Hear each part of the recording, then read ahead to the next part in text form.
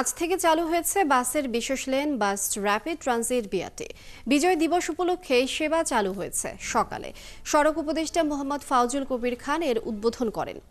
BRT lane দিয়ে কম সময়ে মানুষ যাতায়াত করতে পারবেন, এতে করে কমবে যাত্রী ভোগান্তি।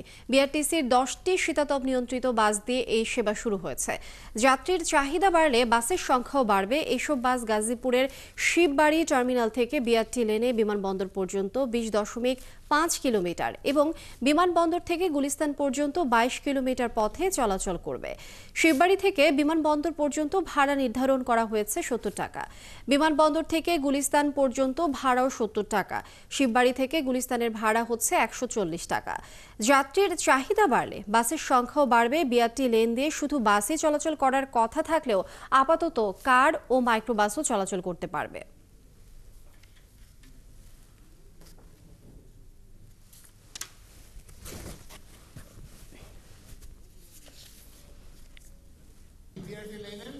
বাকি কাজগুলো দ্রুত সম্পন্ন করতে হবে এবং এটার জন্য এইখানে বিআরটিতে কিন্তু বিশেষ ধরনের বাস চলবে। সেই বাসগুলোর সংগ্রহ প্রক্রিয়া দ্রুত করার জন্য আমরা উদ্যোগ নিয়েছি এবং আমরা আশা করছি যে আগামী জুনের মধ্যে এই বিআরটিটা মোটামুটিভাবে চালু করা যাবে। নয়ন, এই যে প্রকল্পটি চালু হয়েছে, এই প্রকল্প যাত্রীদের ভোগান্তি কতটা কমাবে এবং প্রকল্পটি চালু হওয়া এলাকাবাসী কি বলছেন?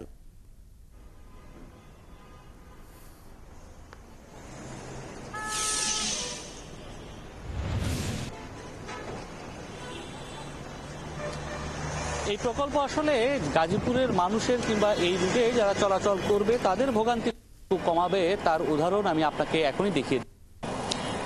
যে বাসটি আজকে চালু হয়েছে সে বাসটি আমার পেছনে।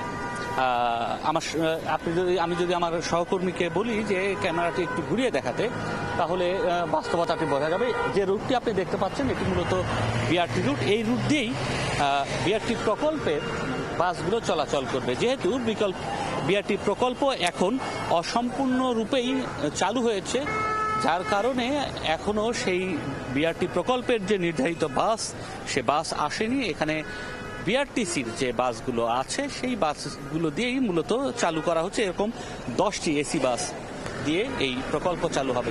বাস্তবতা হচ্ছে এই প্রকল্পটি যখন আজকে উদ্বোধন করা হলো তখন হচ্ছে এই সড়কের অবস্থা এমন যে বিআরটি প্রকল্পের যে বাসটি এই বিআরটি রুটে চলাচল করবে সেই অবস্থাটি নেই, কেননা এই পথটি পুরোটাই দখলে আছে অন্যান্য পরিবহনের। এটি হচ্ছে এই রুটের বাস্তবতা। কেননা যখন এই সড়কগুলোকে বিভাজিত করে কিছুটা জায়গা নিয়ে এই সড়ককে বিভাজিত করে এখানে এমন একটি পথ তৈরি করা হলো, তখন থেকেই কিন্তু আলোচনায় ছিল। বিশেষ করে যারা বিশেষজ্ঞ আছেন তারা বলছিলেন এই প্রকল্পের কার্যকারিতা নিয়ে। এখন যখন এই রাস্তাগুলোকে দোতলা করা হলো এবং ওপরের দিকে যান চলাচল করে কিছুটা দুর্ভোগ কমানোর চেষ্টা করা হয়েছে, কিন্তু এখানে বাস্তবতা হচ্ছে রাস্তাটি দখল করা হয়েছে। বিআরটি প্রকল্পের জন্য, বিআরটি বাস চলাচলের জন্য একটি রাস্তা পুরোটাই দখলে নেওয়া হয়েছে। সুতরাং এখানে অন্যান্য পরিবহন চলাচল করতে পারবে না। সঙ্গত কারণে এই রুটে যত ধরনের বাস চলাচল করে সবগুলোকেই পাশের যে 2টি লেন এবং তার পরবর্তী অর্থাৎ 4টি লেনে চলাচল করতে হবে। দুই পাশে 8টি লেন, কিন্তু যে পরিমাণ এখানে পরিবহন চলাচল করে সেটি আসলে এই সড়কে ধারণ করার মতো পরিস্থিতি এখনো তৈরি হয়নি এবং যত সময় যাবে এই পরিস্থিতি তো আরও ক্রমশ খারাপের দিকে যাবে। যেমনটি বলা হচ্ছে, সঙ্গত কারণেই এই রুট চলাচলের ফলে এইখানকার যে যারা যাত্রী আছেন তাদের যে খুব উপকার হবে সেটি বলা যাচ্ছে না।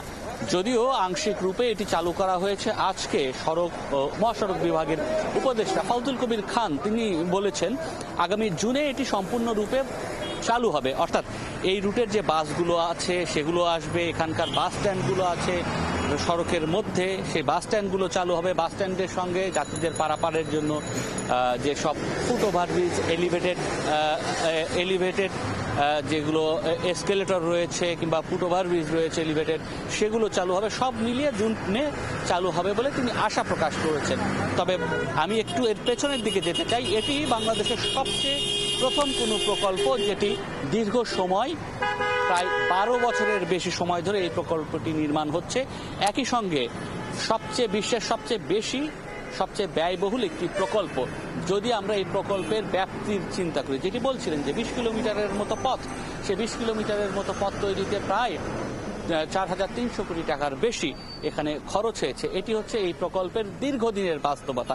এমন বাস্তবতার মধ্যে দিয়ে আজকে এই প্রকল্পটি উদ্বোধন করা হলো আংশিকভাবে, যেখানে এই প্রকল্পের কোনো কিছুই চালু হয়নি এবং সাধারণ মানুষ যারা আছেন গাজীপুর থেকে 70 টাকায় এয়ারপোর্ট পর্যন্ত যেতে পারবেন, এয়ারপোর্ট থেকে আরও 70 টাকায় গুলিস্তান পর্যন্ত যেতে পারবেন, অর্থাৎ 140 টাকায় তারা গাজীপুর থেকে এসি বাসে গুলিস্তান পর্যন্ত যেতে পারবেন।